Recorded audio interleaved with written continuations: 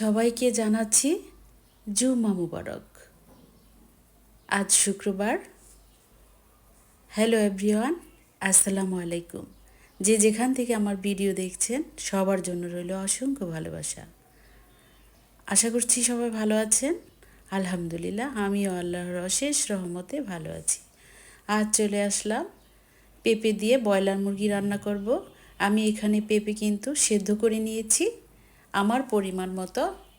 আর chicken তো নিয়েছি 2 table চামচ আদা রসুন পেস্ট, আর মরিচ গুঁড়ো, হলুদ গুঁড়ো, জিরা গুঁড়ো, ধনিয়া গুঁড়ো, লবণ, আর কিছুটা পেঁয়াজ নিয়েছি কেটে, দারচিনি, এলাচি, আর নিয়েছি একটি তেজপাতা। আমি এখানে পরিমাণে কম দিব, কারণ আমার ঘরে লং এলাচি দারচিনি গুঁড়োটা করা আছে, সেখান থেকে হাফ টেবিল চামচ দিয়ে দিব। এটা মাংস হয়ে আসলে এখানে আমি মাংসটাকে এখন ভালোভাবে হলুদ, মরিচ আর লবণ মাখিয়ে ভেজে নিব, হালকা করে ভেজে নিব। এই তো দেখতেই পাচ্ছেন আমি মাখিয়ে দিই। আর এটা মাখানোর প্রায় 10-15 মিনিট আগে হলুদ, মরিচ, লবণ মাখিয়ে রাখবো। এতে করে আমার মাংসটা খুব সুন্দর হবে, লবণ ভিতরে ঢুকবে। আমার যারা নতুন আপুরা আছো, তোমরা ব্রয়লার মুরগি খেতে পছন্দ করো না বা পরিবারের কেউ খেতে চায় না, তাদেরকেও কিন্তু এভাবে রান্না করে দিলে খুব মজা করে খাবে। তোমরা এভাবে রান্না করে দেখো, ভীষণ মজাদার একটি রেসিপি। আমি এখন ভালোভাবে হাতে মাখিয়ে নিচ্ছি। এরপরে ফ্রাই প্যানে তেল দিয়ে দিব। আমি কিন্তু ফ্রাই প্যানটা গরম করে রেখেছি, দেখতে পাচ্ছ। এখন আমি তেল দিয়ে দিচ্ছি পরিমাণ মতো। মাংস ভাজার জন্য কিন্তু তেলের পরিমাণ একটু বেশি লাগে, তাই তেল দিয়ে দিলাম।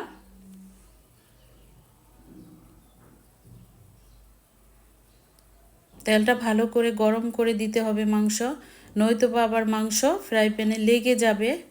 তাই ভালো করে, এই যে তাপ উঠছে, এখন আমি মাংস দিয়ে দিব। এখন আর লাগবে না কিন্তু মাংসটা ফ্রাই প্যানে।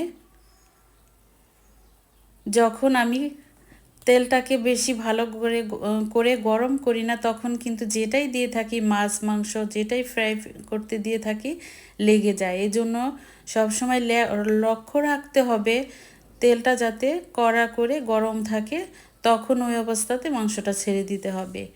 হালকা করে ঢেকে দিয়েছিলাম, এখন উল্টিয়ে দিব। আর একদম কড়া করেও ভাজার দরকার নেই, এপিট ওপিট উল্টিয়ে নামিয়ে ফেলবো মাংস। রান্না করার মাছ মাংস হালকা ভাজা দিলেই হয়ে যায়। তোমরা নতুন আপু যারা আছো তারা এদিকে খেয়াল রাখবে যে মাংস মাছ আমরা হালকা করে ভাজবো আর রান্না করব। খেতে দারুণ স্বাদ, দারুণ মজাদার আমার রেসিপি। তোমরা এভাবে করে খেও।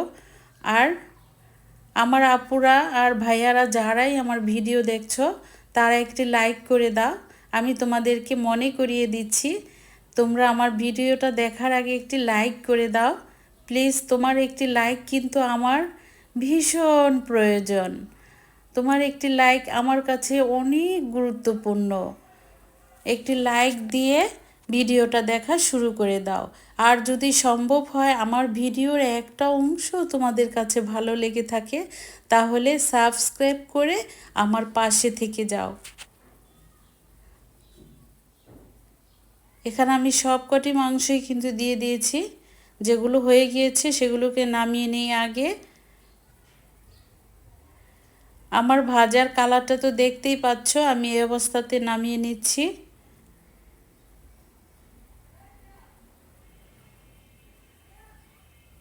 আমার ঘরে আমার বাচ্চারাই আগে এই মাংসটাকে খেত না, যখন এভাবে রান্না করে দিতাম তখন খুব মজা করে খেত। আর এখন আমি এভাবে খাই, আমার কাছে তো ভীষণ ভালো লাগে। তোমরাও এভাবে করে খেয়ে দেখবে, তোমাদের কাছেও আমার এই রেসিপিটা ভালো লাগবে।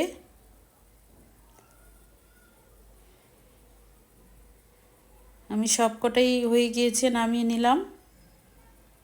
এই তেলের মধ্যেই এখন আমি পেঁয়াজ পেস্টগুলো, পেঁয়াজ সব কিছু ভালোভাবে কষিয়ে নিব। আমি লং এলাচি দারচিনি এগুলোকেও তেলে দিয়ে দিই। এটা থেকে কিন্তু যখন ফ্রাই করা হয় খুব ভালো একটা ফ্লেভার আসে। আর এই পেঁয়াজগুলোকে আমি কঠিন করে কড়া করে ভাজবো না। পেঁপে তরকারিটা সব সময় একটু ঝাল কম দিয়ে রান্না করতে হয়, কালারটা সাদা সাদা রেখেই রান্না করতে হয়। সেই কারণে আমি এখানে বেশি কড়া করে পেঁয়াজ ভাজবো না, তাহলে তরকারি কালারটা আবার কালো হয়ে যাবে। আমি দিয়ে দিলাম পেঁয়াজ পেস্ট। এই পেঁয়াজ পেস্ট দেওয়ার কারণে আমার তরকারির সুস্বাদুটা খুবই বেড়ে গিয়েছে। এখন সব কিছু একসঙ্গে দিয়ে দিলাম।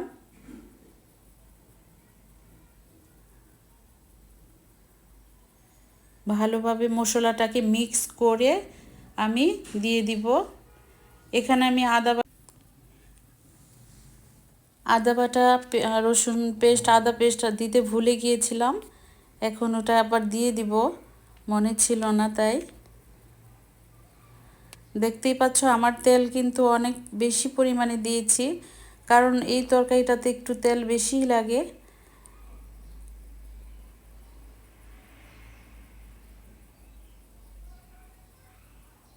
এই তো আদা পেস্ট, রসুন পেস্ট দিতে ভুলে গিয়েছিলাম, সেটাকে এখন দিয়ে দিলাম। তোমাদেরও যদি কারো ভুল হয় যখন মনে পড়বে দিয়ে দিবে, কিন্তু তরকারি হওয়ার আগে দেওয়া যায় না। আদা রসুন পেস্টের একটা ফ্লেভার আছে, ওটা ভালো হয় না। তাহলে আমি এই অবস্থাতে দিয়ে দিয়েছি। আর এখন ভালো করে কষিয়ে নিব।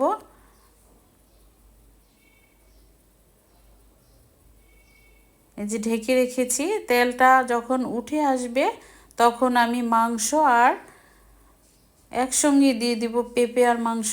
তারপর আবার কষিয়ে নিব।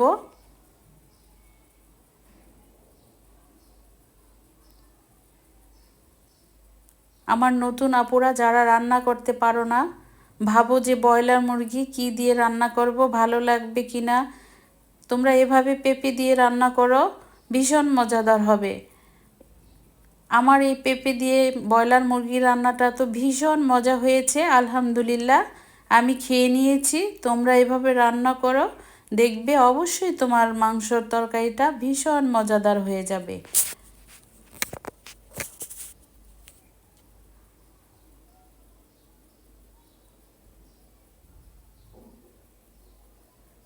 খুবই ভালো লাগছে, আমি যে উল্টিয়ে পাল্টিয়ে দিচ্ছি, রান্নাটা দেখতে কিন্তু ভীষণ মজাদার দেখা যাচ্ছে। এখন পেঁপে দিয়ে দিব। আর এই পেঁপেটাকে যখন সেদ্ধ করবে একটু দেখবে যে হালকা একটু শক্ত আছে, তখন ওই অবস্থাতে পেঁপে সেদ্ধটা নামিয়ে ফেলবে। আমার পেঁপেটা অনেক শক্ত ছিল, ওটাকে আমার অনেক সেদ্ধ করতে হয়েছে। আমি বুঝেই নিয়েছি যাতে না গলে যায়, ওইভাবে সিদ্ধটা করেছি। এখন ভালোভাবে কষিয়ে নিব মাংস আর পেঁপে। কষানো হয়ে গেলে এরপর আমি ঝোল অ্যাড করে দিব। অনেক আপুরাই কিন্তু এই ব্রয়লার মুরগিটাকে ভেজে ভুনা করে থাকো, ঝোল করে থাকো। আমার কাছে ভীষণ ভালো লাগে। ওই রেসিপিগুলো দেখে দেখেই আমি কিন্তু এই রান্নাটা করে খেয়েছি। আমার কাছে ভীষণ ভালো লেগেছে, তাই তোমাদেরকেও আমার এই রেসিপিটা দিয়ে দিলাম। তোমরা আমার মতো এভাবে করে খেয়ে দেখো, ভীষণ মজাদার হবে তোমার রান্না।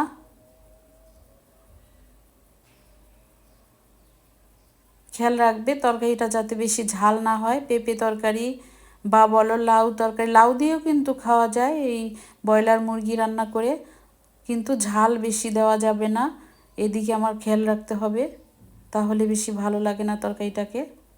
আমি কালারের জন্য একটু হলুদ ফাঁকি বেশি দিয়েছি, তোমরাও দিবে। কষানো হয়ে গিয়েছে, এখন আমি পানি অ্যাড করে দিব। পানিটা আমি একটু পরিমাণে বেশি দিয়েছি, কেননা পেঁপে সিদ্ধ হতে হবে। আমার পেঁপেটা একটু হার্ড ছিল।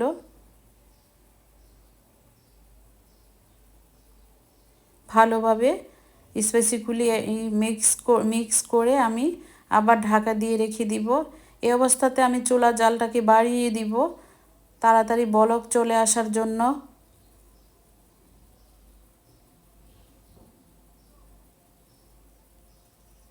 আমার যে আপু এবং ভাইয়ারা এখনও আমার ভিডিওতে লাইক দাওনি, প্লিজ তোমরা লাইক দিয়ে দাও।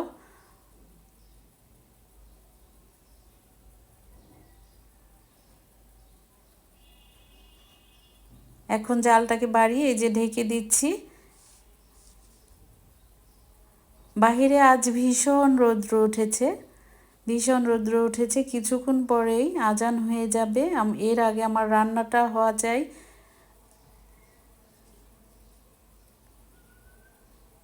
এই যে বলক চলে আসছে আমার মাংসর মধ্যে। আর এই রান্নাটা কিন্তু খুব দ্রুতই হয়ে যায়, কেননা আমরা তো পেঁপে সেদ্ধ করে নিয়েছি আর মাংসটাকেও ফ্রাই করে নিয়েছি। ওই কারণে আমার এই তরকারিটা খুব তাড়াতাড়ি হয়ে যাবে। তোমরা আমার এই রেসিপিটাকে মিস করো না, রান্না করে খেয়ে দেখো। তোমাদের ঘরে যে বাবুরা আছে এই মাংস পছন্দ করে না, তাদেরকে তোমরা এভাবে রান্না করে খেয়ে দেখাও। তোমার বাবু এই মাংসটাকে পছন্দ করবে পেঁপে দিয়ে। অনেক বাচ্চারা আছে ঘরে সবজি খেয়ে থাকে না, তাদেরকে সবজি খাওয়ানোর জন্য মাংসর মধ্যে এভাবে দিয়ে দিলে কিন্তু খুব মজা করে খায়।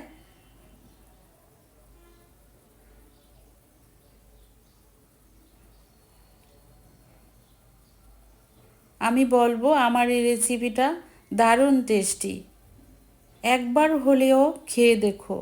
এখানে আমি জিরা ফাঁকি আর লং এলাচি দারচিনি ফাঁকি করে রেখেছিলাম, সেখান থেকে দিয়ে দিলাম হাফ টেবিল চামচ পরিমাণ। এখন কিন্তু আমার তরকারিটা প্রায়ই হয়ে আসছে। এখন দেওয়ার পরে ভালোভাবে মিক্স করে নাড়াচাড়া দিয়ে আমি নামিয়ে ফেলবো। আর 2 থেকে 3 মিনিট হবে আমার তরকারিটা। এরপরে আমি চুলাটাকে বন্ধ করে দিব। পেঁপেও কিন্তু ফুল সিদ্ধ হয়ে গিয়েছে আর মাংসটাও সফট হয়েছে আর উপরেও ক্রিস্পি ক্রিস্পি ভাব দেখা যাচ্ছে। ওটা হয়েছে, আমি ভেজে নিয়েছি তাই। তোমরা একবার হলেও আমার এই রেসিপিটাকে ট্রাই করবে আর আমাকে কমেন্টে জানিয়ে দিও তোমরা কারা আমার রেসিপি দেখে ট্রাই করেছো, রান্না করেছো, তোমাদের কাছে কেমন লেগেছে। আমি অপেক্ষায় থাকবো তোমাদের কমেন্টের। নতুন নতুন আপুরা আমার ভিডিওতে অ্যাড হচ্ছ, আমার তো ভীষণ ভালো লাগে। আলহামদুলিল্লাহ, আমি আল্লাহর কাছে শুকরিয়া আদায় করি। আমার ভিডিও ছাড়া মাত্রই আমাকে কমেন্ট করতে চলে আসো আমার আপুরা।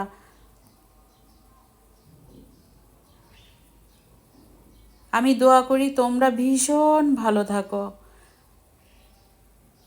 তোমরাও আমার জন্য দোয়া করবে। ঠিক আছে, দেখতে থাকো। আমি কিন্তু তরকারিটাকে সার্ভ করব, এজন্য সার্ভিং ডিশে বেড়ে নিচ্ছি। আমার প্রবাসী ভাই এবং আপুরা যারা আছো, তোমরা এভাবে পেঁপে দিয়ে রান্না করবে আর আমার কথা বলবে যে আপু কি রেসিপিটা না দিয়েছি, দারুণ স্বাদ হবে। আমি বারবার বলছি তোমরা এভাবে করে খেয়ে দেখো, দারুণ স্বাদ হবে আমার এই রেসিপিটা।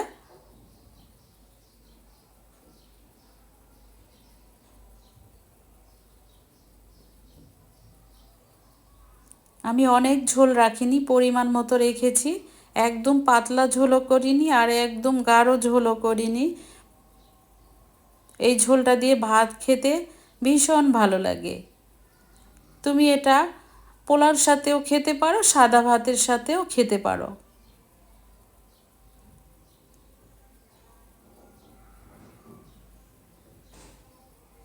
আমার এক ছোট্ট মামুনি, ফ্রান্সে থাকো, আমার ভাগ্নি, আমার ননদের মেয়ে, তুমি বলেছ যে আমার হাতের ইলিশ মাছের সাদা রেসিপি চাও। আমি অবশ্যই দিব, 2-1 দিনের মধ্যেই। তুমি অপেক্ষা করো।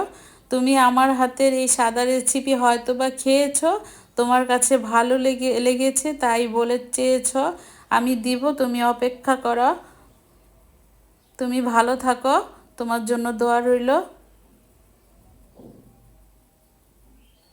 ঠিক আছে, তাহলে আজকের মতো বিদায় নিচ্ছি। আল্লাহ হাফিজ।